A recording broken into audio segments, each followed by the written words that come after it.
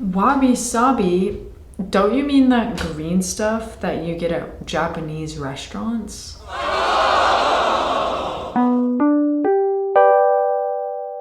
Wabi-sabi is a term that I've heard thrown around a lot of different contexts, but more specifically, I've been seeing it used as an interior design buzzword. So when I go to search wabi-sabi on Facebook Marketplace, it just kind of seems to be like a catch-all term for anything that seems like remotely Japanese, which I think is far too encompassing of a way to understand wabi-sabi. But what exactly is wabi-sabi? What does it mean? And what counts for something to be wabi-sabi? Wabi-sabi isn't just a shorthand for Japanese aesthetics. It's actually an entire design philosophy and a way of approaching the world. Hi, I'm Marin. I'm a former academic now working in interior design, and today I'm going to be investigating the real meaning of wabi-sabi. The Buddhist priest Yoshida Kenkō asks, are we to look at cherry blossoms only in full bloom? At the moon only when it is cloudless? Basically, he's saying that worldly beauty is only appreciated at its peak, rather than through all stages of growth, development, and decay. Think about it. How often do you go to take pictures of fall colors that are only partially developed, or a flower before it blooms? The word wabi, which roughly translates to a simple, austere beauty, supports the worldview that we should appreciate things in all stages of beauty and all stages of development, not only at the moment of perfection. I think this is a pretty natural instinct of human nature, to only appreciate things or only notice things when they're at a certain stage of development, when they're only at their most beautiful, do we appreciate them and seek them out. And Kenkō, the Buddhist priest that I quoted, he sees this as a particularly dangerous kind of worldview for us to only appreciate the world when it looks beautiful to us, when it's kind of most convenient for us, rather than enjoying life kind of at every stage and seeing the beauty in everything at every time. Kenkō and other Japanese philosophers who ascribed to wabi philosophy taught people how to be present, how to appreciate things in all forms, at every stage of growth, development, and death. If we apply this concept to design contexts, I think that this takes a lot of pressure off of designers and creators. In interior design specifically, there's so much pressure to only show a room or a house or whatever you're working on only at its final stage. But I think there's a lot of beauty in all stages of a project's development. If we're always waiting for perfection, nothing's ever going to finish, right? We're never gonna show anything. And ultimately, it's not really that authentic if you're only showing the most carefully composed version of something. It's not really real to what it is and how it got to be that way. The concept of wabi shows how simple things with imperfections are actually more valuable than things that are perfect and in their most beautiful state. A concept that is made evident in Japanese tea ceremony practices. The 17th century tea master Sen no Rikyū wrote that, in the small tea room, it is desirable for every utensil to be less than adequate. There are those who dislike a piece when it is even slightly damaged. Such an attitude shows a complete lack of comprehension. I think this is such an important sentiment in contemporary consumptive culture. If we just disregard things that have slight imperfections or break and we don't care about fixing them and throwing them away, it really creates this attitude of just consuming things that are perfect, and we can't handle any sort of imperfection. And that is ultimately pretty dangerous and not only bad for, I think, our own lives, but for the welfare of the greater ecology.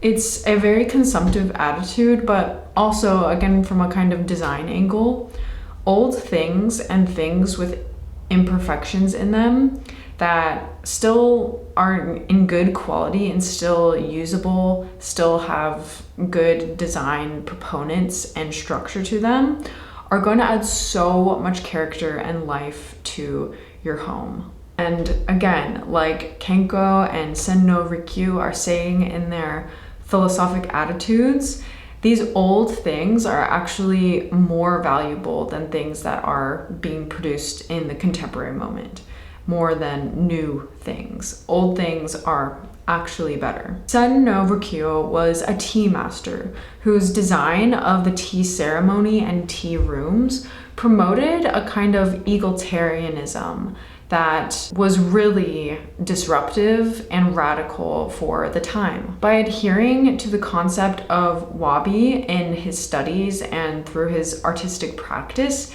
he was able to create really disruptive change in his community and culture. By changing the very design and architecture of the traditional Japanese tea room, he was challenging class power and power dynamics among people who were participating in tea ceremonies. For example, the Nichi-Riguchi, or the crawl-in space where patrons would enter into the tea room, he designed it so that people with class signaling status symbols like swords and hats couldn't even physically enter into the tea room. It was a really small door, so people had to remove these things off of their person. They could only enter as essentially people.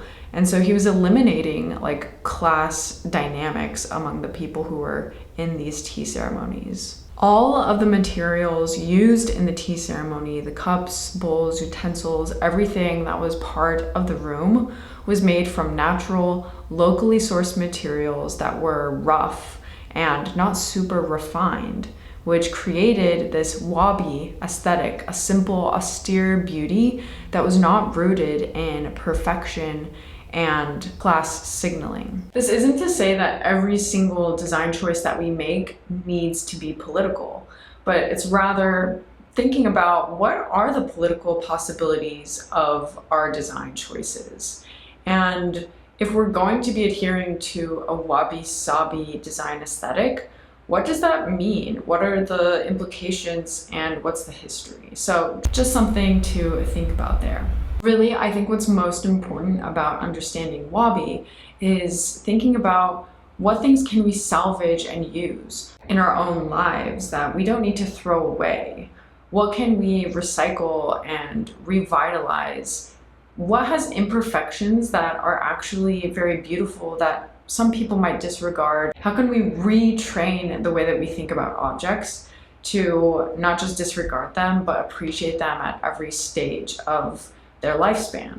Wabi is making me think about these questions, and I think is really a thought-provoking concept. But that's only one half of the term that we're talking about today. So what exactly does sabi mean, and how does it relate to wabi? Sabi, in a similar vein to wabi, roughly translates to rustic patina and celebrates things that have aged and grown rustic and gained a sort of quality over time that separates them from new things. The Japanese author Jun'ichirō Tanizaki wrote, "We do not dislike everything that shines, but we do prefer a pensive luster to a shallow brilliance, a murky light that, whether in a stone or an artifact, bespeaks a sheen of antiquity. We love things that bear the marks of grime, soot, and weather, and we love the colors and the sheen that call to mind the past that made them." I love that phrase. We love the things that bear the marks of grime. Such a cool way of thinking about things. Things that have been loved and used and are even like dirty are preferable to things that are new and shiny and untouched and unused. New things can be cool, but like they lack this sort of charm and character that old things have. Even if they don't necessarily match with like trends or aesthetics of the current moment.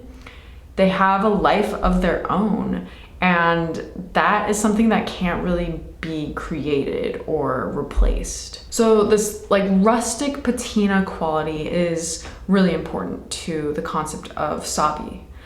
Tanizaki also talks about in his discussion and philosophy of sabi that dimness and space are also really important. Tanizaki thought that Japan and the United States used electricity way too extensively and rather encouraged a lack of light, even an increased use of darkness in design practices. If we're describing a room as dim or poorly lit, I think a lot of people think about that as a bad thing. Or if a room has like empty space or parts of it that aren't being utilized to the most fullest extent or like used most efficiently, I think also in especially American contexts, that's seen as being like wasteful, and everything should be like hyper designed and utilized to be, produce the maximum amount of function. But I think what Tanizaki is saying, and this like concept of sabi helps us to think about, is that we don't have to fill every space and every moment. There can be blankness, emptiness, dimness. We don't have to see everything perfectly and have this like brilliant light over everything. We actually need to incorporate more space, more emptiness, and not have everything so lustrously pictured. In this way, the concept of sabi connects the user and the person in the space to nature. When we connect our interior space to our exterior, I think we start to feel a greater sense of unity and balance in our lives, which ultimately is a very positive feeling that we want to incorporate. Sabi is about connecting the past to the present by bringing in things with old life into our current one, and ultimately realizing that we are part of a much larger network and ecology and environment. So we've learned a little bit about the context and history behind the philosophy of wabi-sabi.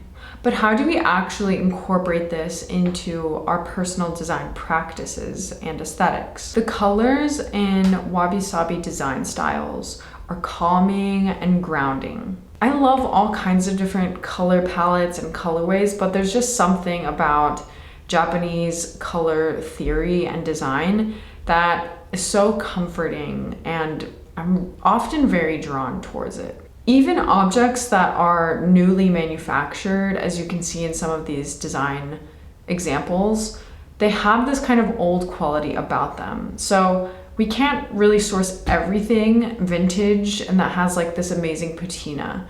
So try and look for things, if you are gonna find things that are new or buy things, that try and adhere to this sort of design philosophy, even if they're not old. These interiors also use a mix of materials. They're not just drawing from natural wood or natural metals. There's a mix of materials here. There's clay, metal, wood, tile, all sorts of different materials that when they're combined together create this beautiful, harmonious kind of ecosystem of materials that just work together so nicely. If you're going to adhere to wabi-sabi practice, then you do need to find older materials that can connect you to past lives and former ways of thinking about design. Maybe you want to buy something old and have it reupholstered, or maybe you inherit a family heirloom or jewelry or something that you want to preserve and have displayed in your home. I think there's so many ways to do this, and I really want to incorporate finding really truly old things and having them be a part of my day-to-day life. Finally, wabi-sabi design is really rooted in a specific kind of lighting. No overhead, bright white lighting, I think, is the biggest thing. But I think using elegant, fixtures, warm, subtle, dim lights is really important to generating this feeling of calmness and connectedness to the world, which has light that's always changing and is never in a perfect, brilliant white light, which is why that kind of light always feels unsettling. As you probably already know, wabi-sabi is a really popular term right now. I think it's really important to understand the context of this philosophy in order to better incorporate it into our lives and into our design practice. It's a way of thinking, a politics even, as well as a design practice, loved and practiced by many for several centuries now. There's so much that I didn't touch on with wabi-sabi, and I feel like I've really just scratched the surface, but I had so much fun investigating this concept, learning more about it, and learning how to incorporate it into my own design practice. There's a lot I didn't touch on in this video, and there's so much to learn about wabi-sabi. So if you liked this video, please give it a thumbs up, subscribe to the channel, and follow along for more interior design content and projects in the future. Thank you.